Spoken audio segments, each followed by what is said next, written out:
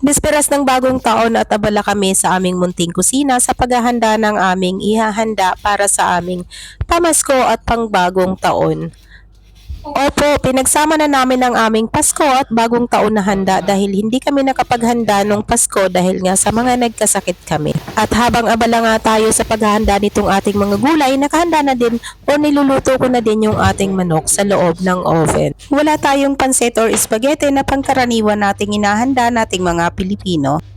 Inihahanda ko ang ating mga gulay na ating lulutuin at ito ang aking ginagayat ay amin itong imamash kasama ng ating carrots. At dahil wala naman tayong expected na bisita, konti lamang ang ating iluluto para lamang ito sa aming mag-anak. So unlike na dapat ay may expected kaming bisita nung nakaraan pero hindi na din sila natuloy dahil nga sa sinabi namin na may mga nararamdaman kami. At ito nga ay atin lamang imamash kasama ng ating carrots.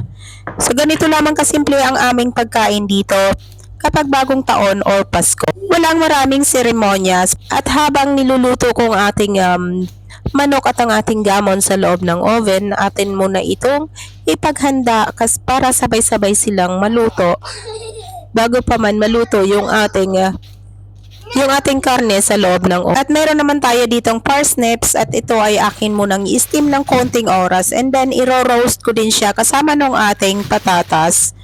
Kasi ako lang ang kakain nito kaya kailangan i-roast ko siya o gawin ko siya kung anong naaayon para sa. At ito na nga meron tayong patatas at ang ating carrots na i-steam. Ito lamang yung aking mga inihanda para sa ating mga gulay.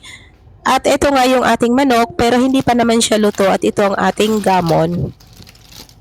So akin muna siyang tinatanggalan ng balot dahil kailangan na natin siyang palutungin o palutuin ng walang cover. So kasi galing na din siya sa loob ng oven at medyo paluto na din. So kailangan na lang natin siyang ipakrunchy. Sobrang laki ng panghinayang ko doon sa aming binili nung Pasko dahil 4 na kilo yung aming turkey tapos 2 kilo din yung ating gamon. Ngunit nasayang lamang yung lahat dahil itinapon ko after kong maluto dahil wala ni isa sa amin ang gustong kumain sa araw ng Pasko kaya naitapon lamang. At pagkatapos ng ating pakikibaka sa ating kusina, ito na ang ating nahanda.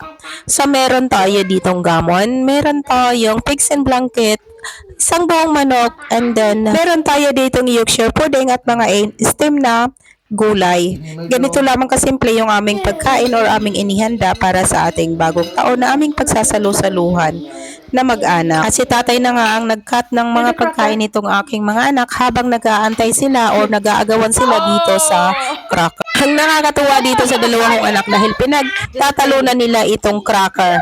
So ito naman kasing si Bunso ko, gusto niya kahit matalo siya o hindi sa kanya mapunta yung cracker, talagang pipilitin niyang makuha lahat para mapunta sa kanya.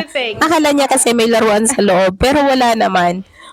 Walang laruan itong nabili naming cracker ngayong taon. Bago natin ipagpatuloy ang ating pagkain, ayan baka naman, bago ka lang dito sa aking page, mag-follow ka na, mag-share, mag-comment, baka isa ka sa ating mapili ng top engager ngayong buwan.